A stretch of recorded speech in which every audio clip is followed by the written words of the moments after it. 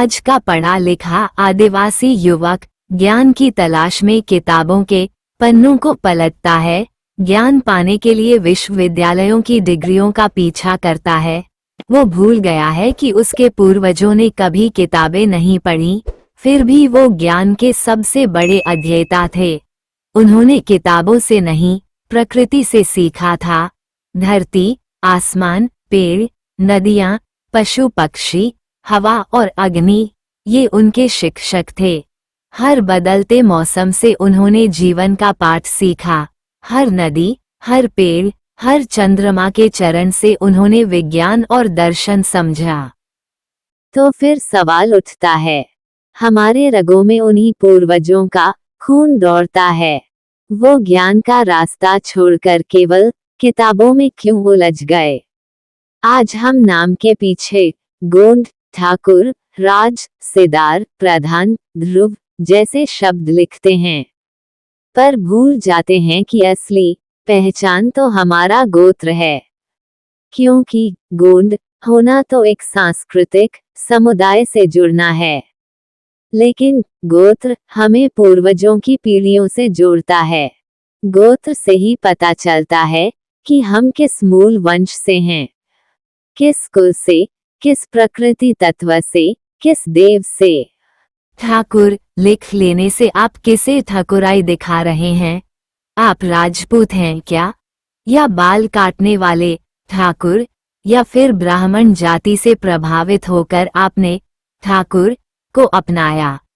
ये भ्रम नहीं, ये पहचान की भ्रांति है जो हमारी संस्कृति को धुंधला कर रही है। गोंड समाज की खूबी थी विज्ञान और प्रकृति का संतुलन। हमारे गोत्र कोई साधारण नाम नहीं है, वे पृथ्वी और ब्रह्मांड से गहरे जुड़े हुए कोड हैं। हर गोत्र का संबंध किसी पेड़, पशु, पक्षी, नदी या खगोलीय हमारे पूर्वजों ने किताबें नहीं लिखी, उन्होंने प्रकृति को पढ़ा और पीढ़ी दर पीढ़ी मौखिक परंपरा के जरिए ज्ञान को आगे बढ़ाया। अब सोचिए, जब हम गोत्र को छोड़ देते हैं तो क्या हम सिर्फ एक शब्द छोड़ रहे हैं?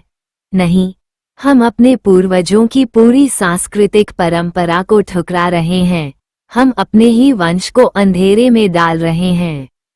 समय आ गया है कि हम फिर से अपने सही नाम, गोत्र और पहचान को जानें, अपनाएं और गर्व करें। गोंड लिखिए, जरूर लिखिए, लेकिन उससे भी ज्यादा जरूरी है अपना गोत्र लिखना, क्योंकि गोत्र से ही हमारी पारिवारिक रचना, पारंपरिक विवाह संबंध और पेन परंपरा को समझा जा सकता है। क्योंकि अगर हमने अपने गोत्र को भुला दिया तो हम न समाज में पहचाने जाएंगे, न इतिहास में।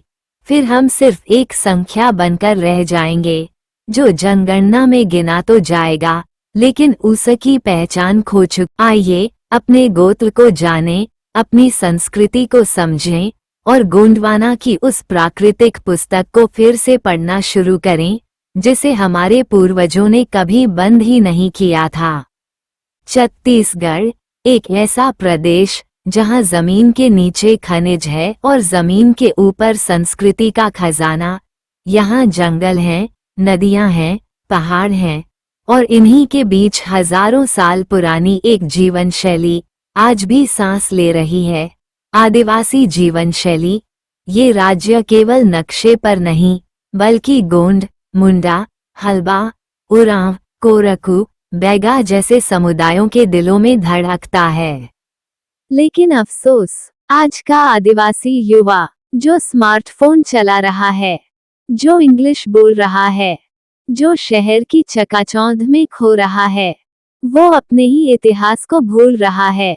उसे पता है उसका सरनेम गोंड है, पर उसे ये नहीं पता कि उसका गोत्र क्या है। गोत्र क्या होता है? गोत्र क्यों जरूरी है इसे जानना? गोत्र सिर्फ एक नाम नहीं, ये हमारी जड़ें हैं, हमारे पूर्वजों का ज्ञान, हमारी पहचान की सबसे गहरी परत। अब सोचिए, जब हम गोत्र को छोड़ देते हैं या ठाकुर, राज जैसे गैर आदिवासी टाइटल अपना लेते हैं, तो हम क्या कर रहे हैं?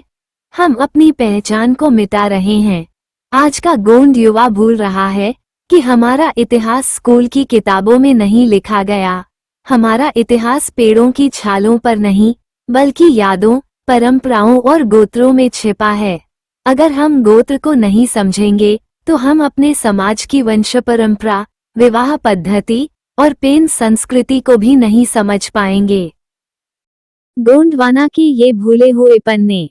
अब तुम्हें पलटना है। अपने गोत्र को जानो, अपने पूर्वजों को पहचानो, अपनी धरती, संस्कृति और इतिहास से फिर से जुड़ो। क्योंकि जब जड़ें मजबूत होती हैं, तभी पेड़ आकाश की ऊंचाइयों तक पहुंचता है। ये संदेश है हर गोंडवाना की ये भूले हुए पन्ने। अब तुम्हें पलटना है। अपने गोत्र को जानो, अपने पूर्वजों को पहचानो, अपनी धरती, संस्कृति और इतिहास से फिर से जुड़ो। क्योंकि जब जड़ें मजबूत होती हैं, तभी पेड़ आकाश की ऊंचाइयों तक पहुंचता है। ये संदेश है हर गोंड युवा के नाम, जो खुद को फिर से खोजना चाहता है। गोंडवाना के भूले हुए पन्ने अब तुम्हारी कलम से फिर से लिखे जाएंगे। जय गोंडवाना, जय सेवा।